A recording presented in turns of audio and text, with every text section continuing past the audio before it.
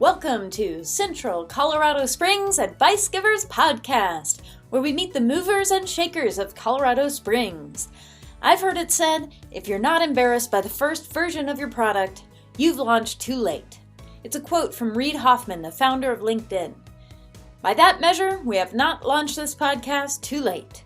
I had some issues with audio quality, but my guest content was just too great to miss. Many thanks to my wonderful guest, Chelsy, for your excellent content and your great spirit in being involved. Chelsy provides fantastic information about local tourism, being a young professional in Colorado Springs, and tips for anyone looking to get started in a communications field. I've improved the podcast audio quality for future episodes, so I hope all the listeners will come back and check out future episodes too. Chelsy Offutt is the Director of Communications for the Colorado Springs Convention and Visitors Bureau. She was the Public Relations Society of America Pikes Chapter President in 2014. Her previous experience includes work with national auto dealer and real estate advertising agency ProConcepts, the Rocky Mountain Athletic Conference, and Cumulus Radio. Chelsy handles media and community relations, communications, and social media for the Convention and Visitors Bureau.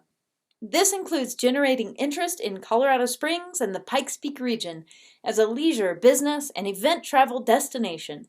She holds a BA with honors in communication, emphasis in media management from the University of Colorado at Colorado Springs.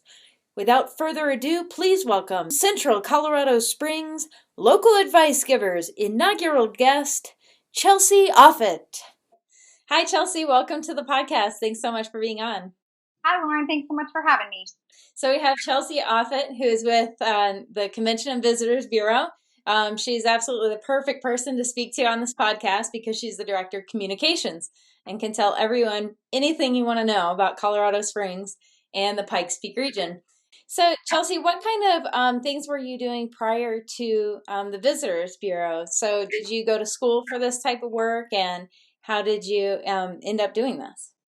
I did. So I went to UCCS. So out of college, I did get a job with an advertising in Summer Lake. So you were working in advertising, and now you're with a Visitors Bureau. Now, is a Visitors Bureau part of the government? So we are a nonprofit.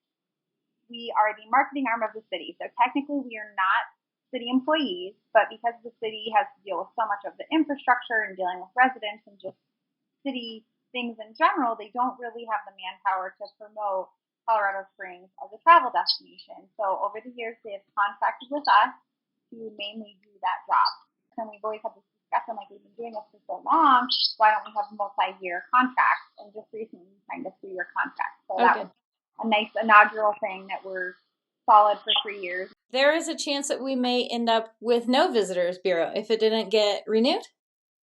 I don't even know. I mean, we don't even talk about that, so I'm not even sure. Hopefully that's not the case, because what people don't realize, they think, so many people think, oh, Pikes Peak is here and Garden of the Gods is here, and people will just come. We don't need to market it. What they don't understand is travel is an insanely competitive business. Anybody can go anywhere domestically. They can go anywhere internationally. And there was a case study done. I don't recall what year it was, but Colorado, the state of Colorado, shut off their phones and funds back in the 90s. And they did these studies that we lost like 14% of our market share in travel and tourism because there wasn't, an organization proactively marketing Colorado as a state. So it's really important for any destination to say, hey, come visit us and come see us. I've never thought of it that way. I just figured everyone knew how awesome Colorado was, and they were all flocking here. So you gave me a little bit of information about the kind of things that you're working on. At the Visitors Bureau currently, you're putting out some lists, and just the titles of those lists sounded really interesting to me. Do you mind sharing with the audience some of the things that you're working on? Sure. So a lot of the things that I do, I work with a lot of media, whether it's local media, regional media, international media. We have groups that come to the state from Japan, Mexico, the UK, China. They're expanding to Iceland. So my job is just always to talk about fun and exciting things going on in the region, angle different experiences that people can have. So we often talk about having more than 55 attractions and activities, which is a ton. I mean, I know Denver has a lot to do and that sort of thing, but I think what makes us so unique is the fact that we're so close to the mountains. You drive 10 minutes and you're in Pike National Forest. But it's things like, 5 lesser known mountains you can hike, because everyone knows Pikes Peak. We have a list of more than 33 things that people can do. Prehistoric presence in the Pikes Peak region. We have a ton of different dinosaur experiences. There's a super cool new attraction coming in 2016 down in Canyon City. Scenic drives. It really just runs the gamut and depends on what people's different interests are. When I think about different peaks that people can hike, I think about Red Mountain and Manitou. I think about Mount Herman close to Monument. Raspberry Mountain, I've seen a ton of pictures of Raspberry Mountain on Instagram, and people take their dogs, and it's just gorgeous scenery. So again, I think it's just talking about all the different ways people can experience the destination. As far as free things, all of these attractions, it's not just for visitors. Residents can take advantage of all of this too. I think people just tend to not explore their own backyard because it's there. And it's like, when was the last time you rode the cog or went to Cave of the Winds or, even had a picnic in Garden of the Gods? There's just so much to do that I think people kind of take it for granted sometimes. So I implore everyone to kind of explore their own backyard. It sounds really exciting to do what you do. It is. Tell us some of the things that you love about your job. The fact that you're never going to do the same thing every day. We're really spoiled in the fact that when something's new, that they want us to experience it. Because again, when I'm passionate about it and I know the details and the fun things, I can share that with other people. So when Pikes Peak International Raceway brought the Richard Petty experience down there, we got to go drive the cars and race around the track. Recently, Hellstream Haunted House is doing a new murder mystery, and so they had us tour it during the day, and man, I had to watch Disney movies the rest of the night. It's just so many cool different things that we get to experience that, and I think it's so unique. I've been to the Wolf and Wildlife Center, and you just get a love for these things, and you're excited when you talk about them, and really word of mouth, and the fact that I put together itineraries for journalists that visit the area, or I'm always writing blogs, and I do our social media, that those passions come through in your words and how you talk about things. So I think it's really, really fun that I get to do those things on my own and share those with my friends and family. So how did you fall into this job? So I actually, again, like I mentioned, I was with the agency, and I just knew that being in real estate and auto was going to be really tough with the economic downturn. And I just started putting my feelers out and emailing local PR agencies. And Amy Sufak with Red Energy PR, who is fantastic and runs her own firm locally, she was on the board of the Visitors Bureau. And she happened to write back and say, oh, they're hiring. And people in general don't know what Visitors Bureaus are. And I had no clue. So what was funny, I did a lot of research for other cities when I worked for the auto business, because we worked nationally. And these great websites come up with local events and happenings and great pictures. What I didn't realize is I had been using these other cities' Visitors Bureau websites. So I think it's one of those things that people utilize a Visitors Bureau, they just don't necessarily know they're doing it. Right. I know I've fallen onto the Visitors Bureau site myself without thinking about what site am I on. You just Google something, and that's the site that has all the answers to your questions, especially when you're new somewhere or you're visiting. Absolutely. And you want that fantastic imagery, and you want people to know what's going on. So I did a little bit of research. I thought, oh my gosh, I've lived here my whole life. My family lives here. I love this community. The beauty of Pikes Peak and Garden of the Gods is just, how do you wake up to that and be sad, And I applied for the position. I was really excited about it, and they offered me the job, and I just had my 7-year anniversary. So. Congratulations. So tell us a little bit about what you enjoy most in Colorado Springs. So I know you could probably list off 100 things in the next 10 minutes without the blink of an eye, but just something that you would love to do on your day off, whether it's a restaurant or a place to go hiking. What is one of your favorite places that really draws you, and what do you like to do when you get there? There's so much to do here, and I'm kind of guilty of doing the same things over and over again. So I like trying new and different things, but I love our zoo. It's just, they've done so much. They do so much for conservation. I could sit there and play with the giraffes all day long. The fact that you get to hand feed giraffes is fantastic, and they're always doing something. They have a new Australia exhibit. They've been doing a lot of different events. They have a new cafe up there. It's called the Overlook Cafe. They serve beer and wine, which they haven't done before, and it's this insane view of the city. I love hiking. Places like Seven Bridges are really popular. I try to get on the incline. It kicks my butt, as it should. But I think there's so much going on with trails and open spaces. There's different trails they're working on. I know they're working on a ring around the peak. So really just getting out and doing something that I have not done before is my goal on my free weekend. So I love that you mentioned the zoo. I often hear that from people with kids, but it's really fun if you don't have kids. I went, I'm trying to remember the name of the event. It's a flat entrance cost, and it includes all you can eat, all you can drink, and you walk around the zoo, and they have samples of so many different types of food throughout the zoo. It's in the evening. There was music everywhere you go. We saw the elephants dancing to the music. It was so cool. And that's one of their things is I think there's really a shift, especially with millennials, is a lot of people are choosing not to have kids. And they've really talked about that trend and how do we tailor to those people and give them an experience. And that's why they've kind of done this Overlook Cafe and they think of themselves as a date night. And I think maybe what you're talking about is Moonlight on the Mountain, but I've seen them do different events where people can just come and have a good time and experience the zoo. So you are kind of seeing that shift where people generally think of a place for just families or just kids, and they're starting to cater the millennial or the young single couple and that sort of demographic. Yeah. Okay, so let's talk a little bit about, can you compare or contrast a little bit for the small business owners? We're talking a lot to young professionals on the podcast, and someone who maybe has a communication degree. Got a job at an ad agency. You probably know what their day-to-day life is like. You probably know what type of responsibilities they're taking on. What kind of words of advice, perhaps, do you have? Some challenges you faced when you were in that industry that they might be facing, for example? I think just the challenge of being a young professional is all these companies talk about how they want young professionals. Yet when you're at the table and you get in the room, you're not necessarily sold. So I feel like I've struggled with that where, everyone in the room will say, oh, we want millennials or we want young professionals living in our city. But yet when you're in a meeting and you have something to offer, I don't know if they necessarily take you as seriously. So I feel like that's something I've struggled with a little bit. If anything, it's more about the proof of your work. So just continue to work and continue to push forward. And if you prove yourself, you're going to build your credibility. And I think the challenge, at least in the industry that I was in agency life, is you kind of have to be an expert on all things.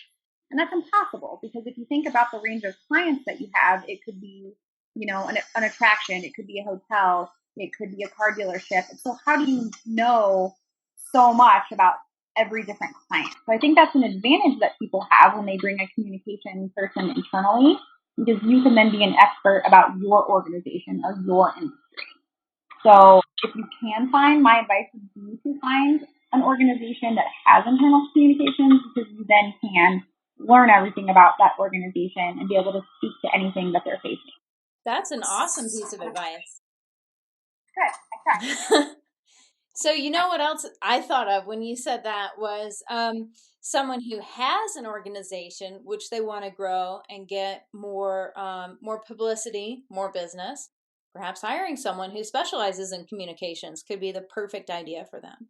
So if a small business owner is maybe thinking of making that hire, what type of advice would you have for them? What to look for, or what their communications person might need, for example?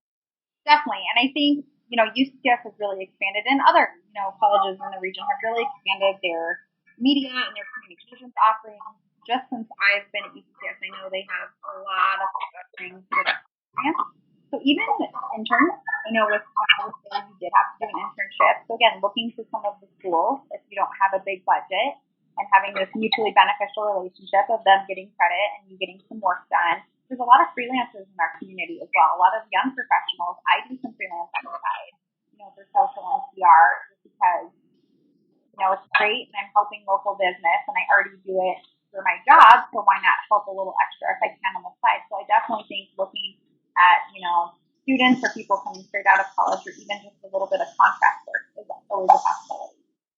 Cool. Hey, tell us a little bit about what you do in the community aside from work. Are you involved in any nonprofits or community groups that you'd like to talk about?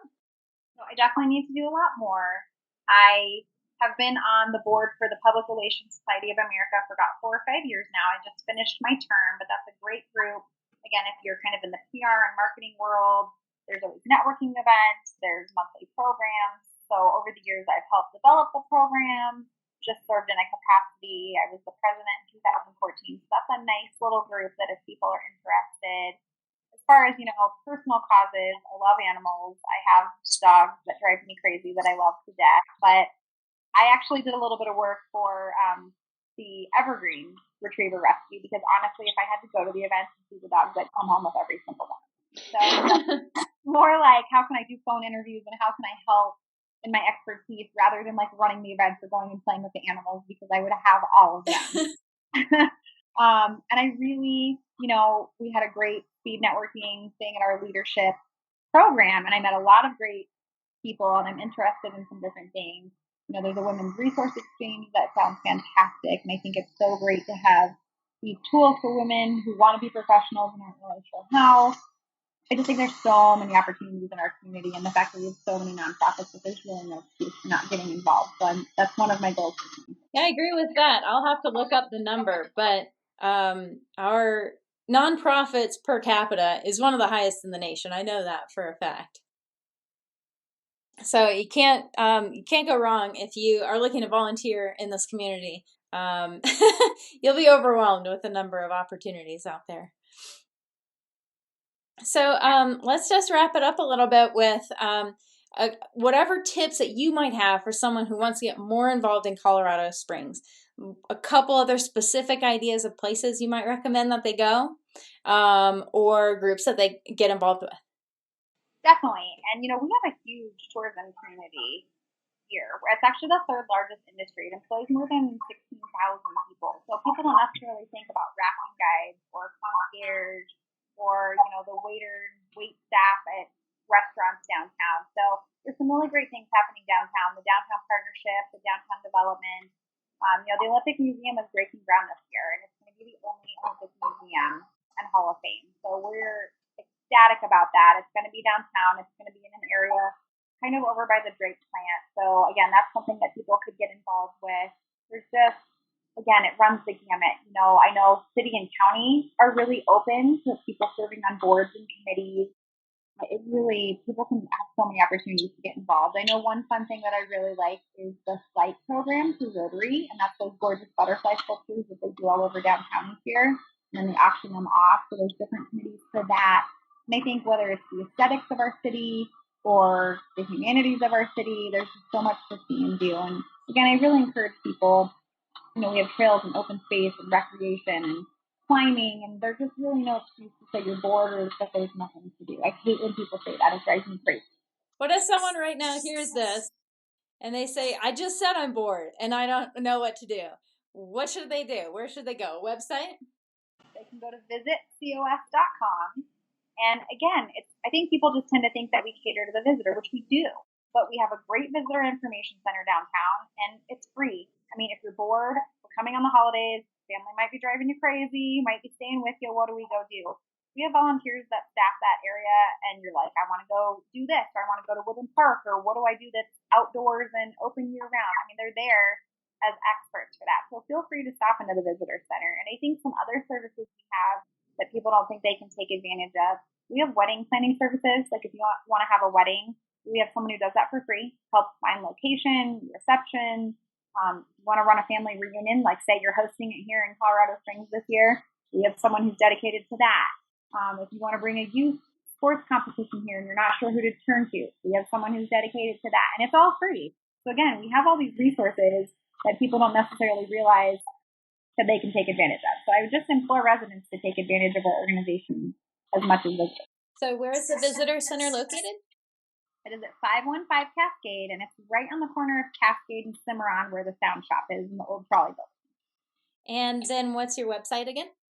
It's visitcos.com.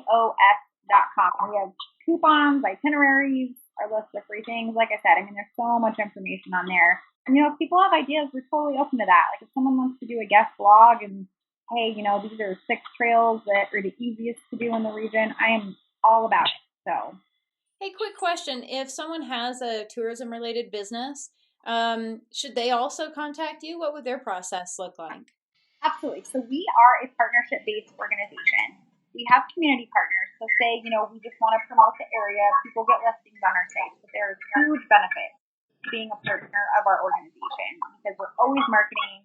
We have a visitor guide that we print over 425,000 copies a year that's distributed, and we help support business. So again, small business to large business, we have different pricing models.